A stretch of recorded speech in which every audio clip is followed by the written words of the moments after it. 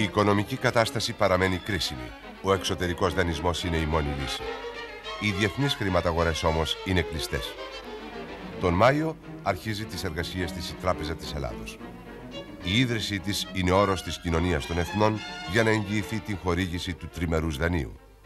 Οι δεσμεύσεις θεωρούνται από πολλούς επιβολή νέου διεθνούς οικονομικού ελέγχου.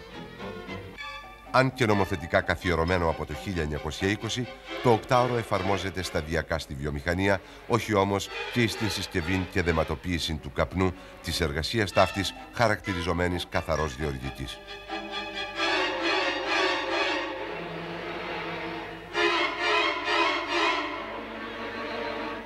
Μετά την προστασία της μητρότητος, η εργασία των γυναικών και ανηλίκων είναι αντικείμενο μέριμνας της εργατικής νομοθεσίας. Απαγορεύεται η χρησιμοποίηση γυναικών κάτω των 16 ετών σε εργοστάσια κοπής, συσκευής και κατασκευής σιγαρέτων. Απαγορεύεται η νυκτερινή εργασία γυναικών σε εργοστάσια κονσερβοποίησης. Η εφαρμογή των φιλεργατικών νόμων συναντάει την αντίδραση της εργοδοσίας και συχνά οι διατάξεις της παραβιάζονται στους χώρους εργασίας.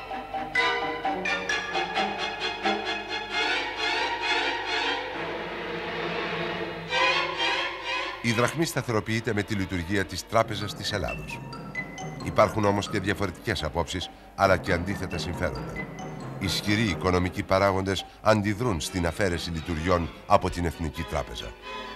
Η διαμάχη συνεχίζεται, ενώ στη βιομηχανία η εισαγωγή νέων μηχανών δημιουργεί συνθήκες εντατικοποίησης της εργασίας.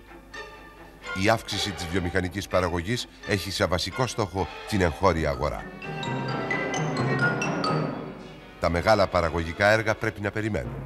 Ο κρατικός προϋπολογισμός δεν μπορεί να ξεπερνά τα 9 δισεκατομμύρια και πρέπει να είναι ισοσκελισμένος. Μια ακόμα δέσμευση της Κοινωνίας των Εθνών. Σύμβουλός της τοποθετείται στην Τράπεζα της Ελλάδος. Είναι η εγγύηση για την εξυγίανση της οικονομίας.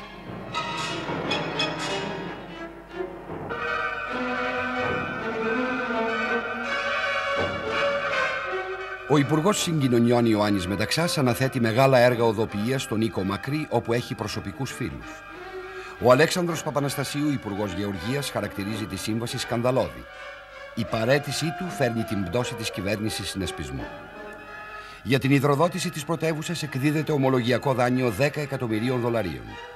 Το έργο ανέλαβαν από κοινού η Τράπεζα Αθηνών και η ξένη εταιρεία Ούλεν. Η σχετική σύμβαση καταγγέλλεται σαν χαριστική. Το φράγμα του Μαραθώνα στη συμβολή των δύο ρευμάτων, του Χάραδρου και του Βαρνάβα, σχηματίζει τεχνητή λίμνη χωρητικότητα 41 εκατομμυρίων κυβικών μέτρων, ποσότητα ύδατος ίση προς την κατανάλωση 3 ετών. Το νερό διοχετεύεται στην πρωτεύουσα με σύραγγα 13 χιλιόμετρων.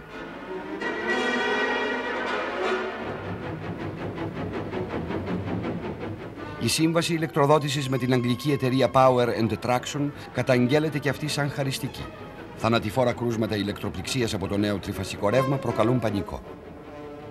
Στις 11 Ιουλίου 1927, σύγκρουση απεργών με αστυνομία και στρατό στην Καβάλα και στην Ξάνθη.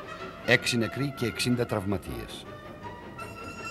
Τον Απρίλιο του 1928, ανοιχτή παρέμβαση στη Γενική Συνομοσπονδία Εργατών Ελλάδας. Διαγράφονται οι μισοί αντιπρόσωποι σαν κομμουνιστές. Οι εργατικές κινητοποιήσεις εν ώψη των εκλογών ανησυχούν την κυβέρνηση.